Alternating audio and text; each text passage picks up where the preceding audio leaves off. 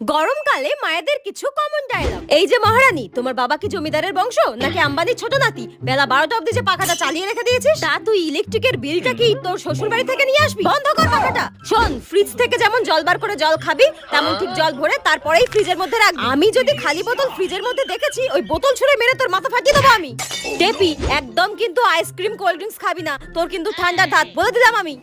আরে আরে, পাখাটা বন্ধ কর। এক্ষুনি তো বাইরে রোদ থেকে আসলি, একটু ঘামটা জুড়োতে দে, তারপর তো পাখাটা চালাবি নাকি? এক্ষুনি ঘামটা বসে ঠান্ডা লেগে যাবে, তারপর আবার গাদা গাদা টাকা ওষুধের পেছনে খরচা করতে হবে। ভালো লাগে না আমার আর, বন্ধ কর পাখাটা।